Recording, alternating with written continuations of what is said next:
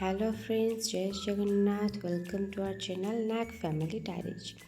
आज आपण स्पेशल मु नहीं आसी पनीर लबाबदार तार रेसिपी मु आपन को शेयर करुँची। जो कि फास्ट मु पनीर को क्यूब करी काटी नहीं, कैप्सिकम प्याज ताको मध्य स्लाइस कर नहीं, धनिया पत्र लंका ताको काटी नेबे, प्याज टमाटो अदा रसुण एमान को मध्य काटी नेबे। आउ आपण एक्स्ट्रा बनइबे जो आमको मसला तैयारी करियार अछि, ता सहित गोटा मसला। फास्ट गोटे पैन बसैली, से तेल ऐड कली, तेल को गरम होगा छाड़देली।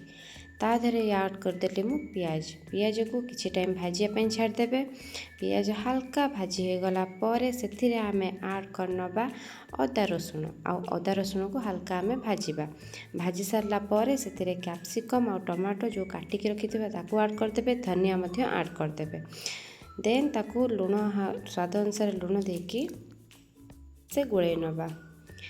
देन ता धरे मु ऐड कर दूची बादाम काजू ताकू मध्य काटिकी रखिथली, ताकू ऐड कर देकी ताकू हल्का भाजी नेबे। देन पैन ले आउ थरे तेल गरम कर नेबे, सेथिरे ऐड कर नेबे जीरा आउ हमर गोटा मसला जहाँ भी आम रखिथिले ताकू ऐड करने की भलसे ताकू भाजी दबा। तापर सेथिरे मु ऐड कर नउची चॉप करके रखिथेबा पियाज को भलसे भाजी देला पर रेड जितेबाला आसीज पियाज कलर, तापर आपण कौन करेंगे ना अदा रसुण को ग्राइंडिंग करने की आमे सेथिरे ऐड करनबा।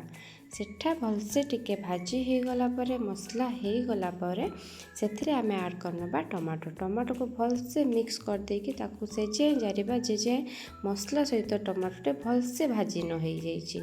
सेथिरे ऐड करदबा लूण हल्दी लंका गुंड एवं ताकू आमे भलसे गोळैबा। हाँ, आपण चाहिए सेथिरे जीरा गुंड मध्य ऐड करि परिबे। तापर आमे भाजिकी रखिथिबा जो मसला ताकू जारे नहीं कि भलसे ग्राइंडिंग करदबा।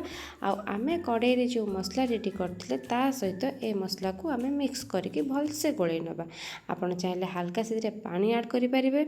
तापर गोटे पैन ले मु तेल गरम कर देइछि, तेल रे लूण हल्दी लंका गुंड देकी पनीर को हल्का भाजी नेछि।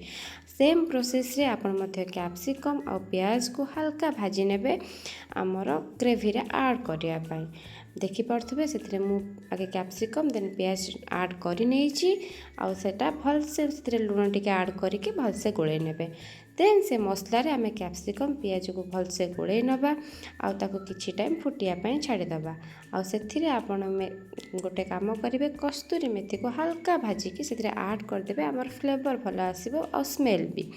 देन ता धरे देखि पारथबे पूरा फुटिलानी। एंड आपण जो भाजी के रखिथिबे पनीर ताकू सेथिरे ऐड कर नियंतु, गोळै दियंतु। आपण सेथिरे हल्का क्रीम यूज कर नियंतु और धनिया पत्र रे गार्निशिंग कर दियंतु। एबे आपणकर रेडी हो जाइछि टेस्टी पनीर लबाबदार।